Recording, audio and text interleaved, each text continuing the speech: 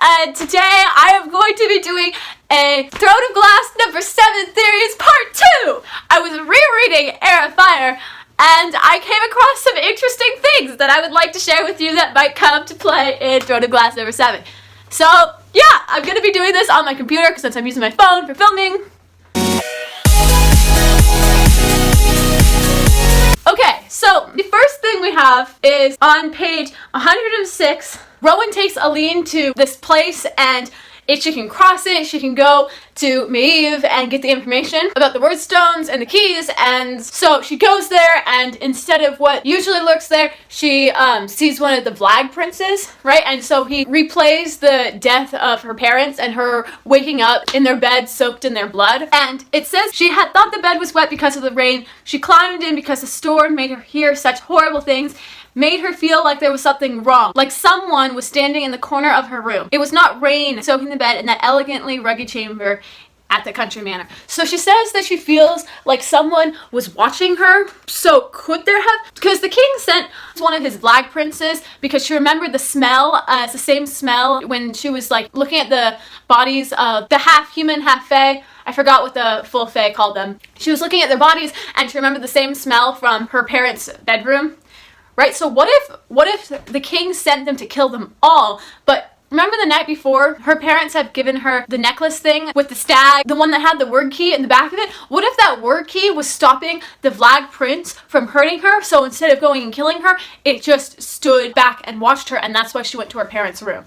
What if having the word key means that the Valg princes can't get inside your head at all? What if it's kind of like the ring? So it might be used somehow if they rescue her or Rowan needs it and he uses it to...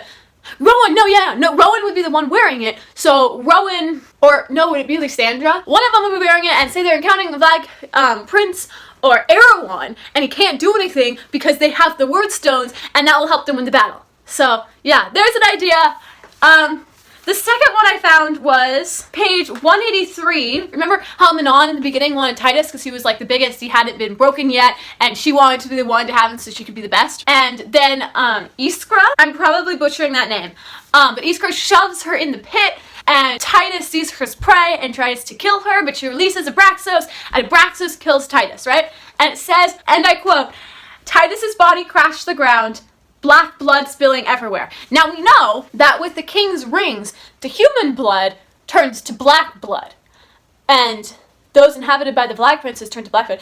So what if all of the mounts are actually being controlled by the king and not by the witches? What if he's put some kind of like Valg being, not a prince, but like, you know what I mean, a Valg monster in them, turning their blood black. So if the witches ever betray him, he could force the wyverns to do what he wants. So, and then Abraxos, I can't remember anything saying that Abraxos' blood was black, but what if the king didn't bother to have the bait ones the Valg princess put in them?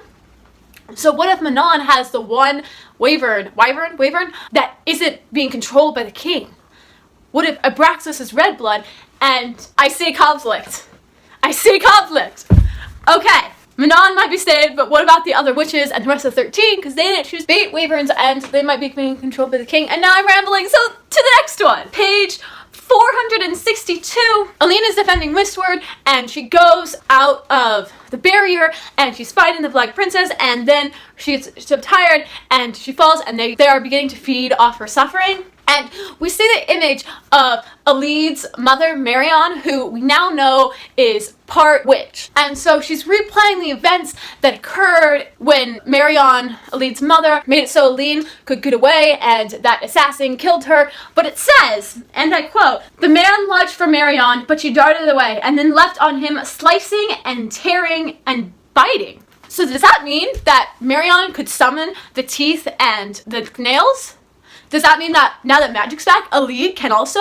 Because the witches, their blood never seems to get diluted. They're always Iron Teeth witch. So for some reason, Elide blood technically is red, but she still has the blood of witches. So that probably means she can summon her teeth and claws, which would be awesome to see. I can't wait for that if that actually happens. Oh my god. I'm excited. And then the last one I have for Thread of Grass Theories Part 2 is page 503 when Aelin is talking to Maeve and she's in Dorndale and Maeve is telling Aelin all this information about the word keys, and she says something interesting. A calming warmth wrapped around her as if someone had pulled her into an embrace, feminine, joyous, infinitely powerful. And that person says to her, "This doom has not yet come to pass," it seemed to whisper in her ear.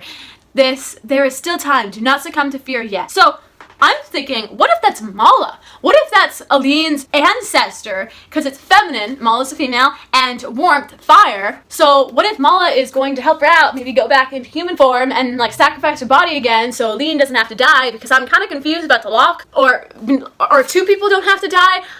Because Mala sacrificed her body so the lock could be forged, but then Brandon had to die to seal the lock, so does that mean that this is like a two-man job? And if Mala comes back, does that mean only one person has to die?